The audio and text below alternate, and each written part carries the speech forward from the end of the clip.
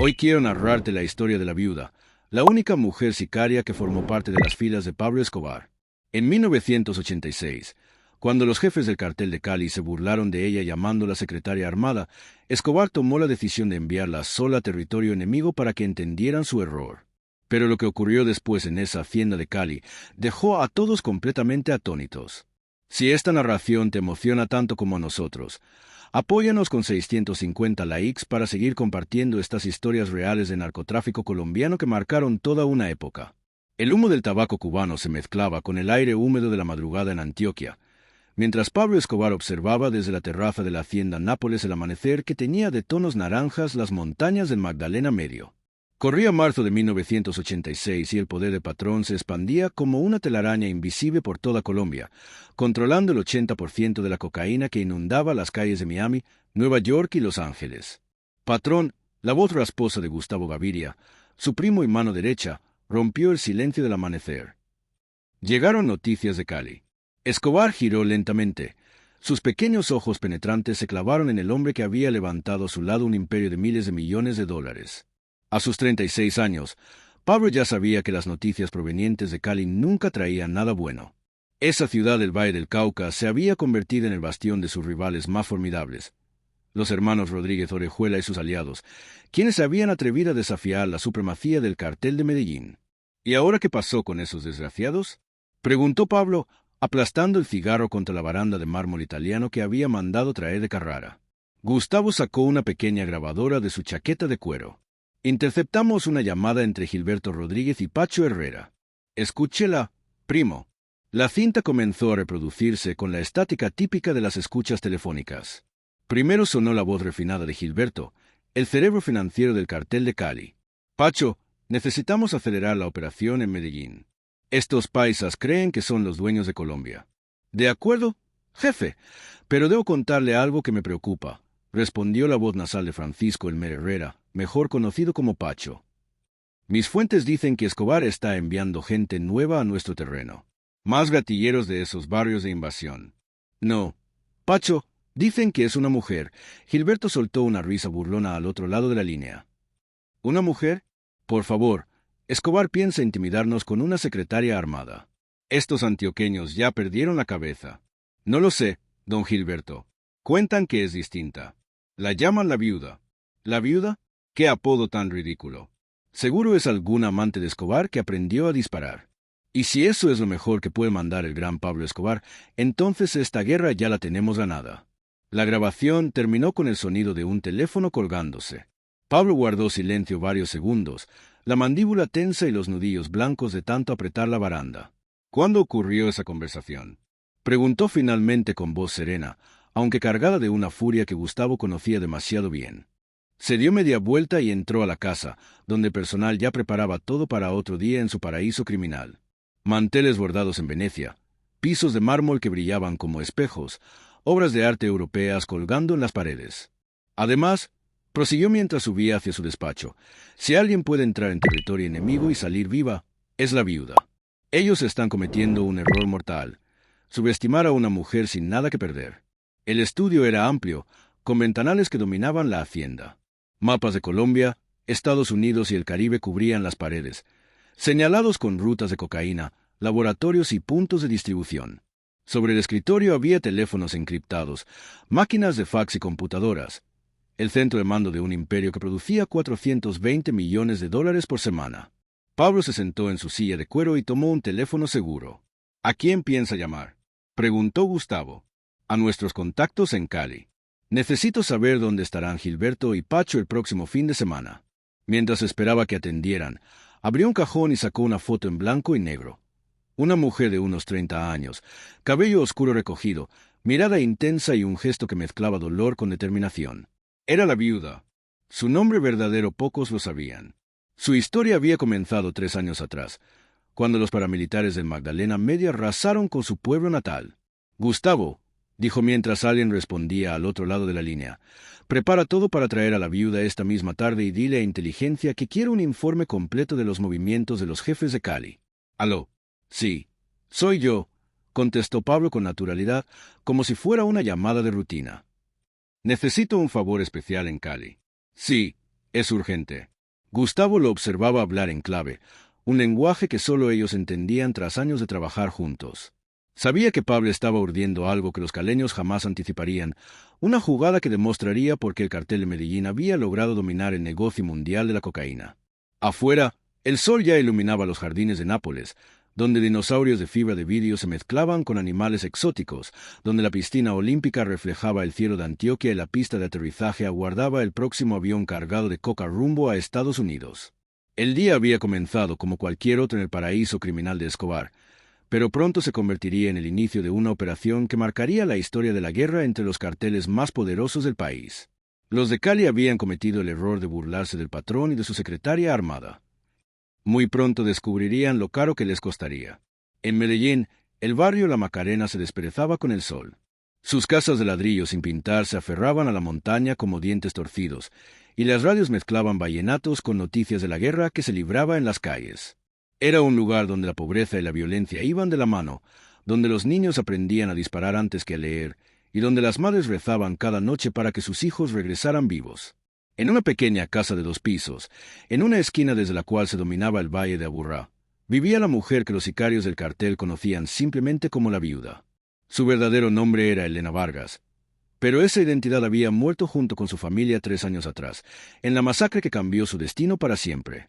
Sentada en el patio trasero, limpiaba con precisión ritual una pistola Beretta 92F que había adquirido a través de un policía corrupto en el centro de Medellín. Cada movimiento era meticuloso, casi ceremonial, como si las armas fueran ya una extensión de su propio ser.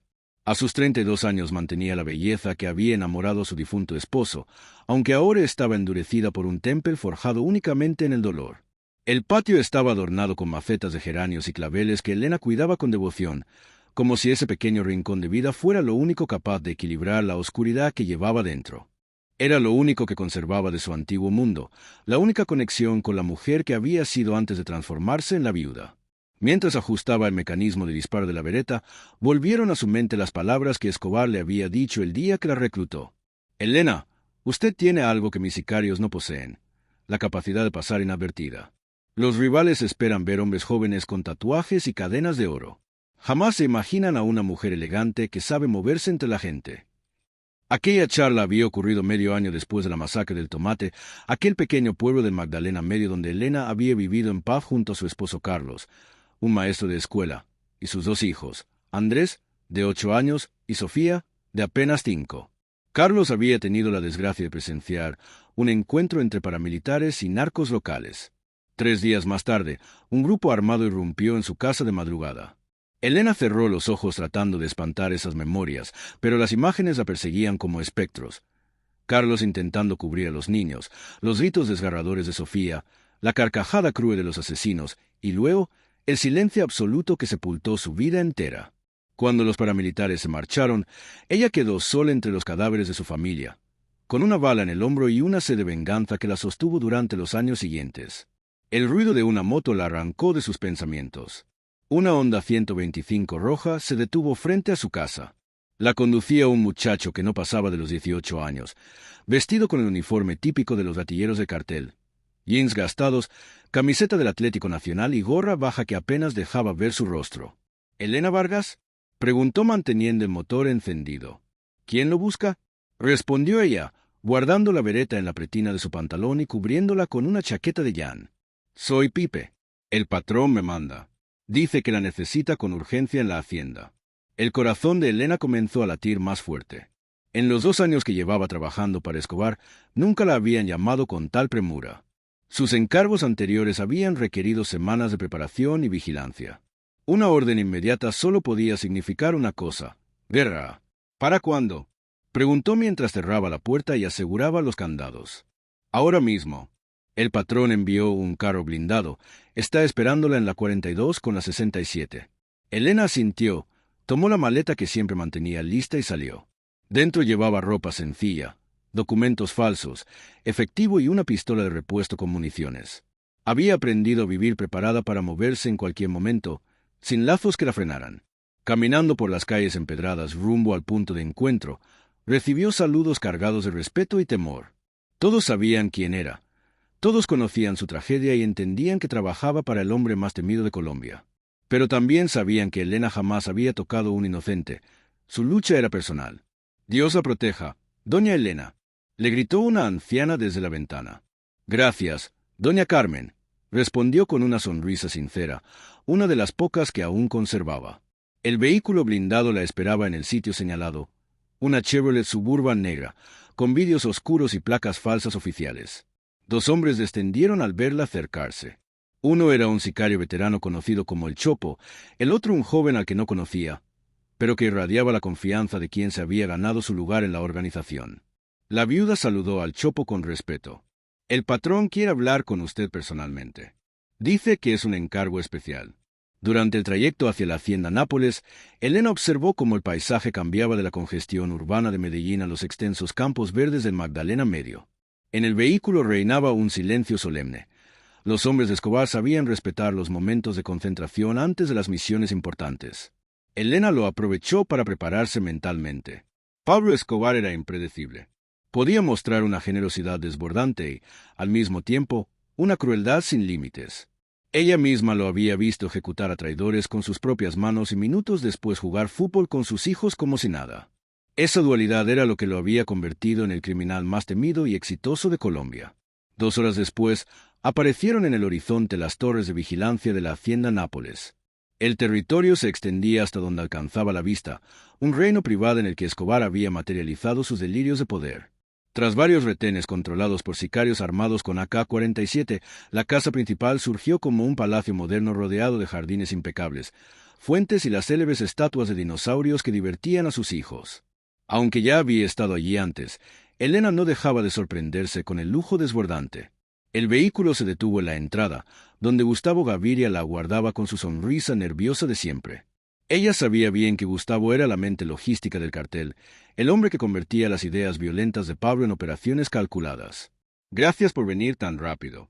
El patrón la espera en el estudio», dijo él, dándole un breve abrazo. Mientras avanzaban por los pasillos de mármol, Elena notó un movimiento inusual. Sicarios jóvenes limpiaban armas en el comedor, hombres trajeados hablaban en voz baja por teléfono y mapas estaban desplegados por toda la casa. Era el preludio de una gran operación. «¿De qué se trata todo esto, don Gustavo?», preguntó mientras subían al segundo piso. «Será mejor que Pablo se lo cuente directamente», respondió él. «Solo le diré algo. Los caleños cometieron un error muy grande. El estudio de Escobar era el corazón del cartel. Mapas con rutas de cocaína, fotografías de enemigos y equipos de comunicación llenaban las paredes.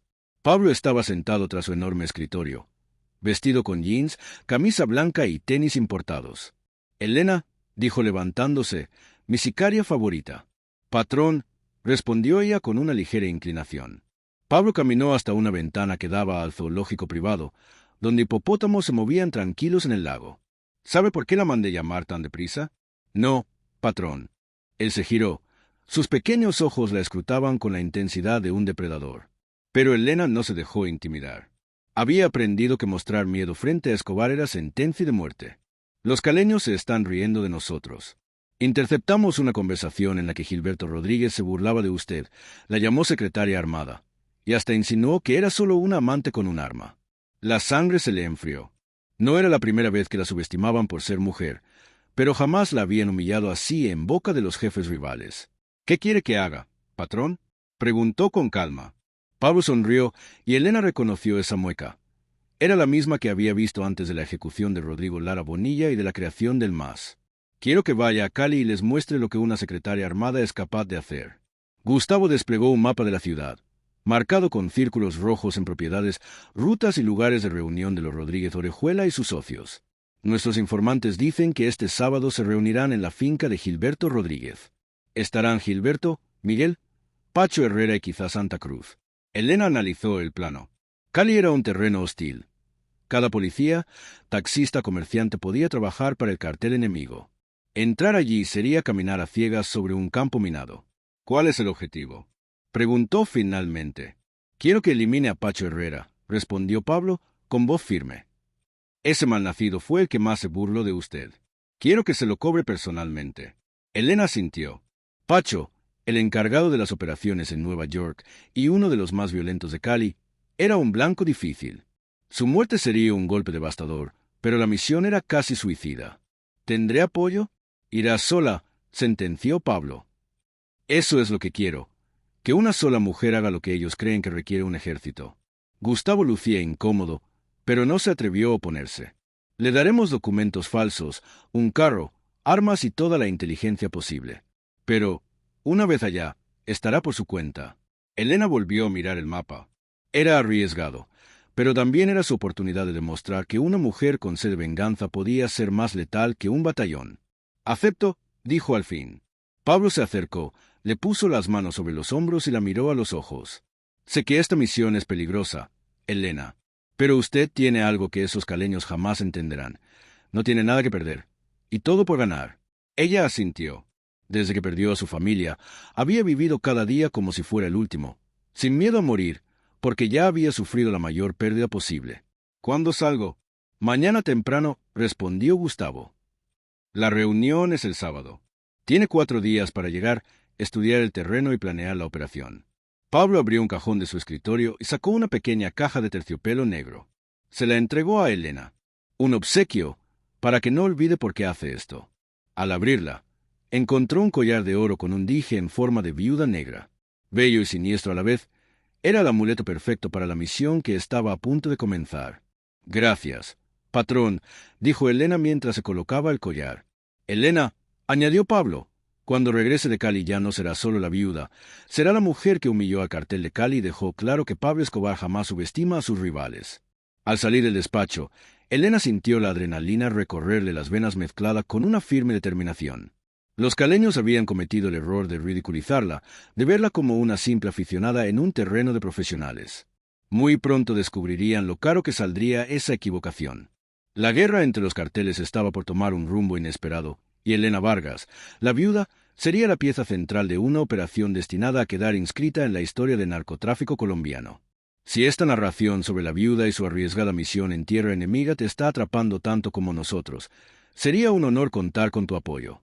La fuerza de una mujer que perdió todo y encontró en la venganza su razón de vivir merece ser difundida. Si decides suscribirte y activar la campanita, estarías haciendo una gran diferencia para nosotros. De esa manera, te unes a nuestra comunidad de seguidores de estas historias reales del mundo del narcotráfico en Colombia. Tu respaldo nos permite seguir relatando estos relatos de coraje, traición y supervivencia que definieron una época. Y ahora, veamos cómo la viuda se prepara para la misión más peligrosa de su vida, en pleno territorio enemigo. El sol del jueves iluminaba de tonos dorados las montañas que rodeaban la hacienda Nápoles cuando Elena despertó en la habitación de huéspedes que Escobar había dispuesto para ella. Apenas había dormido 3 horas, pero su cuerpo estaba entrenado para resistir con poco descanso. Los últimos 3 años como sicaria le habían enseñado que el sueño era un lujo raro. Fue al baño de mármol italiano y se miró en el espejo mientras se enjuagaba el rostro con agua helada. La mujer que devolvía la mirada ya no era la misma que había sido esposa y madre en el tomate. Sus ojos, antes iluminados por la tranquilidad de la vida familiar, ahora tenían la firmeza implacable del acero. Su rostro mantenía la belleza, pero era una hermosura peligrosa, semejante a la de una flor cubierta de espinas venenosas. Tras ducharse, se dirigió al comedor principal de la hacienda, donde Gustavo Gaviria ya la esperaba con una taza de café humeante y varios documentos esparcidos sobre la mesa. El primo de Pablo parecía agotado. Las sombras bajo sus ojos revelaban que había pasado la noche entera afinando los detalles de la operación. «Buenos días, Elena», la saludó levantándose con cortesía. «Lo justo para seguir», contestó ella mientras tomaba asiento. «¿Ya está todo preparado?» Gustavo asintió y comenzó a mostrarle los papeles. El primero era una cédula falsificada a la perfección, en la que aparecía como Mónica Restrepo, representante de ventas de una empresa de cosméticos en Bogotá. La foto era la suya, pero con el cabello teñido de un castaño claro y unas gafas que modificaban sutilmente su apariencia. «Será su identidad en Cali», explicó Gustavo. «Mónica Restrepo, 28 años, soltera, sin hijos, empleada de cosméticos Andina, una compañía real que tenemos infiltrada. Si alguien investiga, hallará registros auténticos de trabajo». Elena revisó el documento con atención. Los falsificadores de Escobar eran los mejores del país. Incluso ante la policía, esa identidad soportaría cualquier revisión. «¿Y la coartada?», preguntó. Gustavo le mostró una carpeta con folletos, muestras de maquillaje y tarjetas de presentación. Estará en Cali promoviendo una nueva línea de cosméticos para mujeres ejecutivas. Le dará la excusa perfecta para moverse por la ciudad, visitar oficinas y relacionarse socialmente. Elena hojeó los materiales. En su juventud había estudiado arte dramático antes de casarse con Carlos y sabía cómo encarnar diferentes personalidades. Mónica Restrepo sería ambiciosa, extrovertida y sociable, todo lo contrario de la viuda fría y letal que era en realidad. ¿Transporte?, preguntó después. Un Renault 18, modelo 1984, con placas de Bogotá, completamente legal. Está afuera con el tanque lleno y la documentación en regla. Dentro encontrará un maletín con muestras cosméticas que tiene un doble fondo para las armas.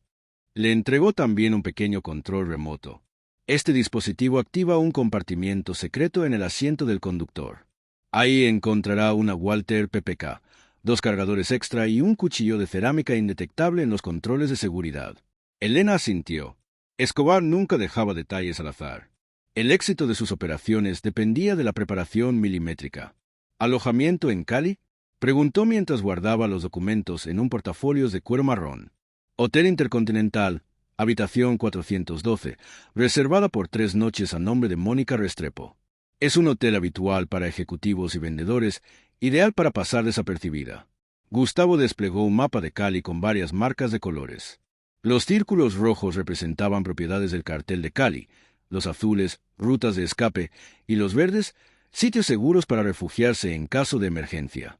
La finca de Gilberto Rodríguez está aquí, señaló.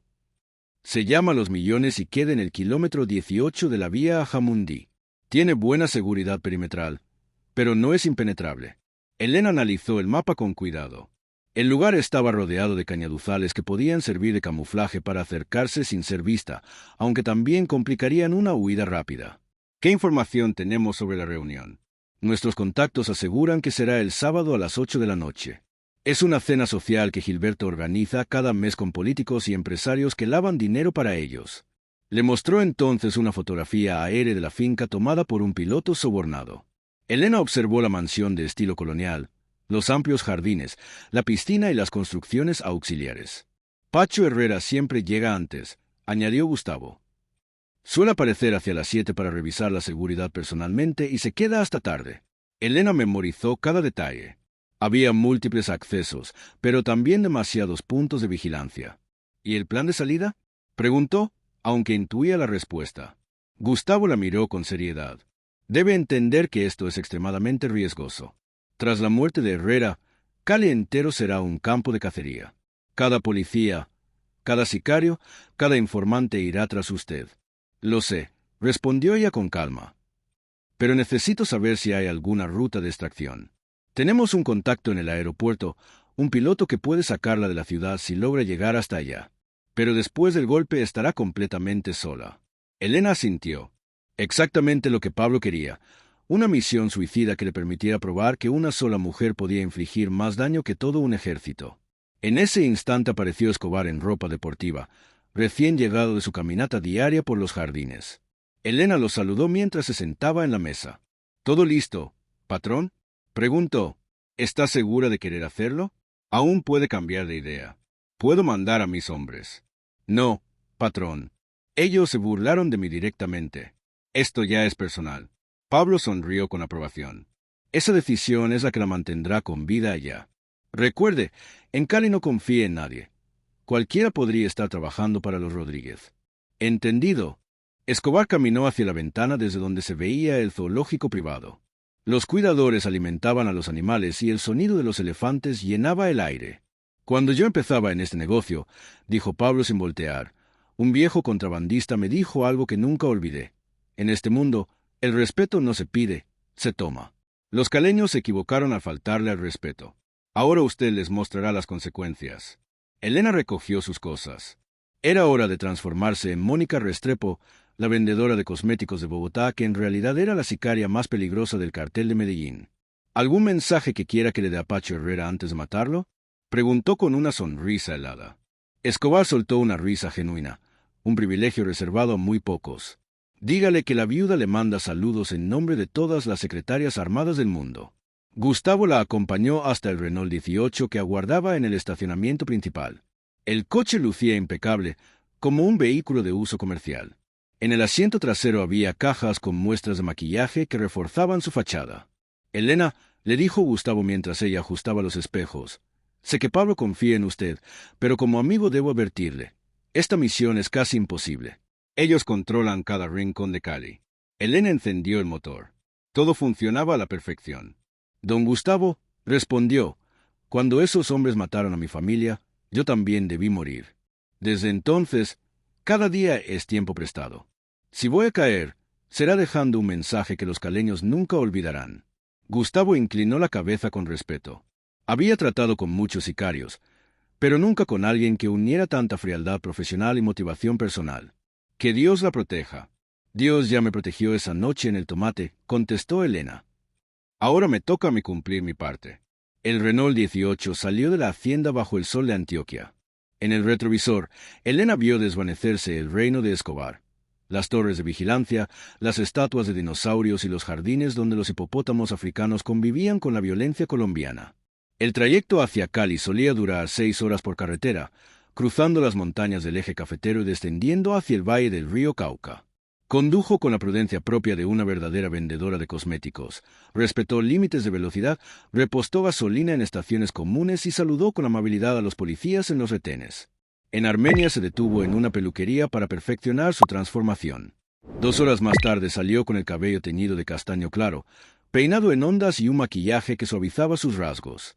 Cuando se miró en el espejo del coche, la mujer que le devolvía la mirada ya no era la viuda de Medellín, sino la sonriente Mónica Restrepo.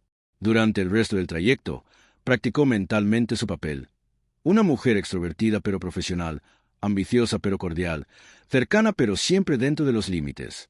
Según su historia, había crecido en un barrio de clase media en Bogotá, estudiado administración de empresas y soñaba con fundar su propia marca de cosméticos. Cuando el Renault descendió al Valle del Cauca, Elena contempló Cali desplegándose frente a ella, una mancha urbana rodeada de cañaduzales. La ciudad parecía moderna y próspera, muy distinta a la Medellín de montaña que había dejado atrás. Pero sabía que bajo esa fachada se ocultaba uno de los entramados criminales más poderosos del mundo. El Hotel Intercontinental se alzaba en pleno centro financiero, un moderno edificio de 15 pisos rodeado de bancos y torres de oficinas.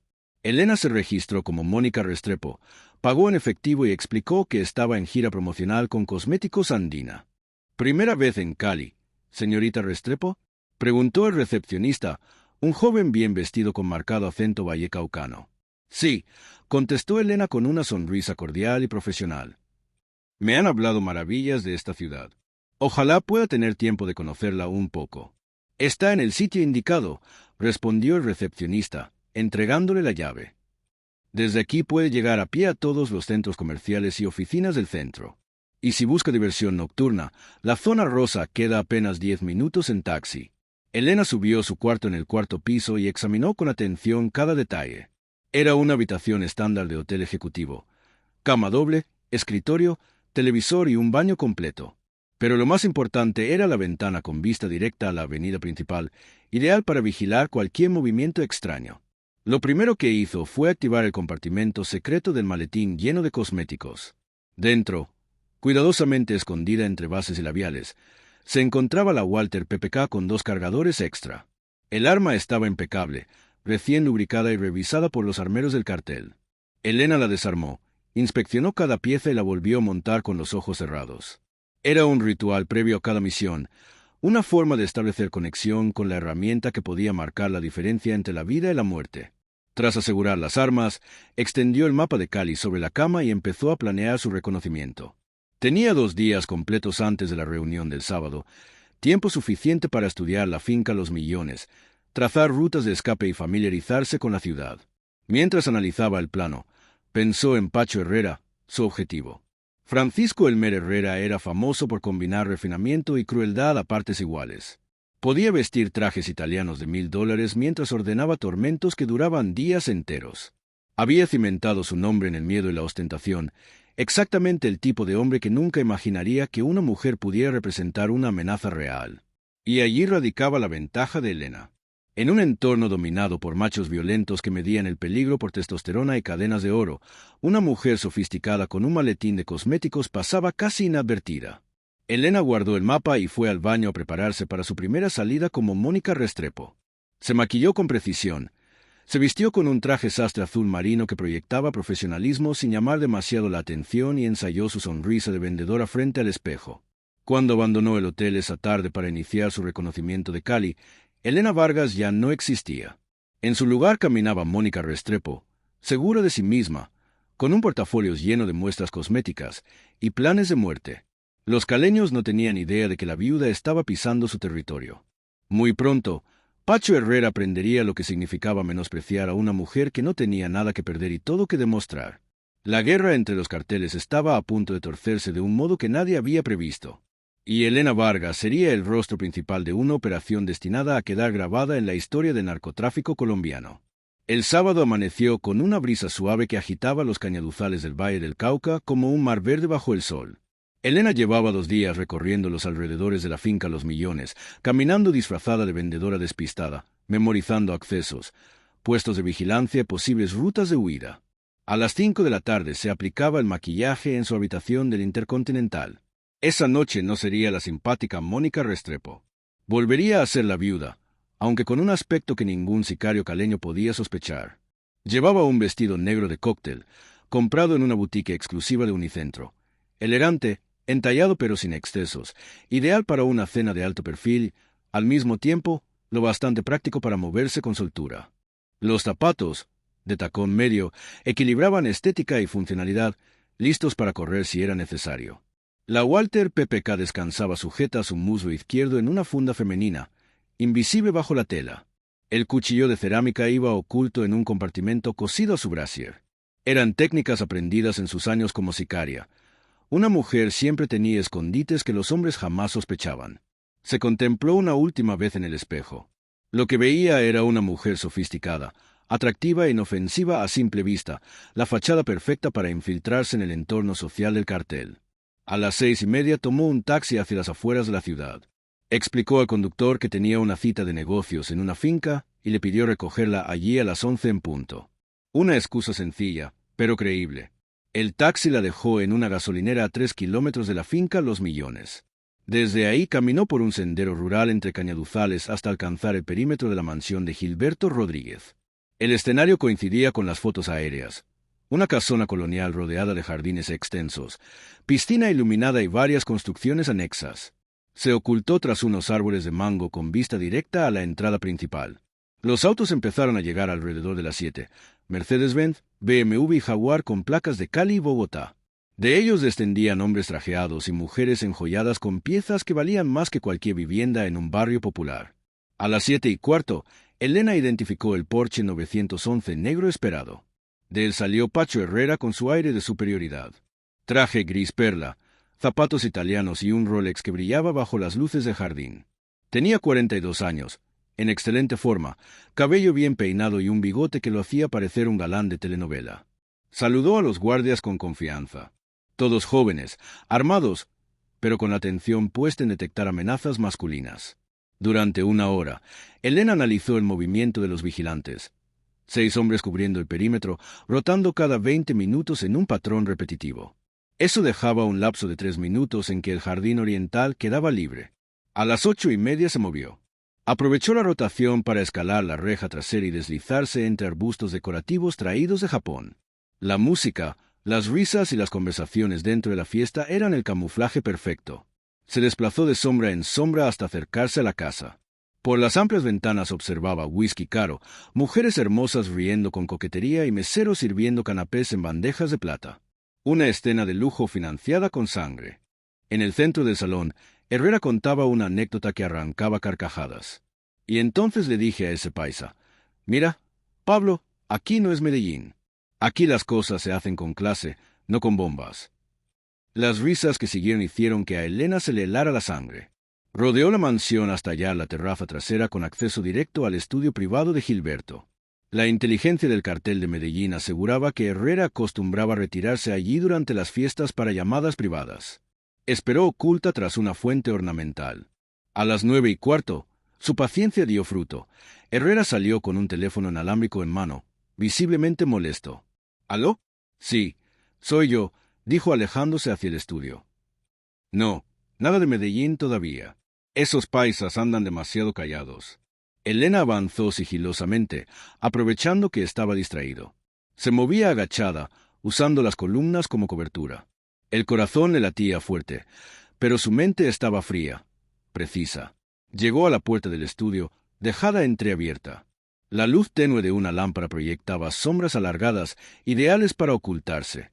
«Mira, no me importa lo que diga ese hijueputa», gruñó Herrera. «Si quiere guerra, la tendrá. Pero que sepa que aquí en Cali no somos como esos sicarios de esquina que él manda». Era la frase que Elena esperaba. Sacó la Walter PPK, entró silenciosa como un espectro y se acercó a 2 metros de su blanco. «Pacho», dijo con voz baja y firme. Herrera giró sorprendido. Al verla con el arma apuntando, su rostro osciló entre el susto y una fascinación morbosa. Con calma colgó el teléfono. «¿Quién eres?», preguntó conteniendo el temblor. «Soy la secretaria armada de la que te burlaste», respondió Elena con una sonrisa helada. «Soy la amante que aprendió a disparar». La comprensión se dibujó en su cara. La viuda susurró. Intentó negociar, ofrecer dinero, incluso territorio. Elena lo interrumpió. «Esto no es por plata ni por poder. Es por respeto. Ustedes me ridiculizaron. Pensaron que una mujer no era peligrosa. Hoy van a aprender lo contrario». En un último intento desesperado, Herrera buscó una pistola en su tobillo. Elena ya lo había previsto. Apretó y gatilló 2 veces. Un disparo al pecho, otro a la cabeza. El cuerpo se desplomó sobre el escritorio, con los ojos abiertos de sorpresa eterna. Colocó sobre él una nota breve. «Con cariño, la secretaria armada. PD. Saludos de Pablo Escobar». La música de salsa dentro de la mansión cubrió los disparos. Tenía minutos para escapar. Guardó el arma y salió por la terraza, echando una última mirada al cadáver del jefe caleño. «Esto es por Carlos, Andrés y Sofía, y por todas las mujeres que menospreciaron», murmuró antes de desaparecer en los jardines. En 5 minutos había alcanzado el perímetro sin ser detectada. De regreso a la gasolinera, sentía una mezcla de alivio vacío. Había cumplido la misión y vengado la afrenta. Ahora ya no era una sicaria más. Era la mujer que humilló al cartel de Cali. El taxi la esperaba. Durante el trayecto al hotel, contempló las luces de la ciudad extendiéndose como estrellas caídas sobre el valle. «¿Cómo le fue en su reunión de negocios, señorita?», preguntó el chofer. «Mejor de lo esperado», respondió con una sonrisa real. «Creo que cerré el contrato más importante de mi vida». En su habitación del Intercontinental, se quitó el vestido, se duchó y eliminó cualquier rastro de pólvora. Empacó todo con cuidado. No podía quedar ni un indicio de Mónica Restrepo. Al amanecer partiría hacia Bogotá y de allí a Medellín. Antes de acostarse, observó las luces de Cali bajo el cielo estrellado. Nadie en la ciudad sospechaba que uno de sus jefes más poderosos yacía muerto. Muy pronto todo Colombia lo sabría. Elena Vargas, la viuda, acababa de demostrar que la venganza no tiene género y que subestimar a una mujer podía costar la vida. Pero también sabía que aquello era apenas el inicio. Los caleños no dejarían pasar la humillación. Se avecinaba una guerra sin precedentes. Al cerrar los ojos, sonrió pensando en la cara de Gilberto Rodríguez al enterarse de la noticia. Algunos errores se pagan con sangre. Y los caleños acababan de recibir la factura más alta de su historia.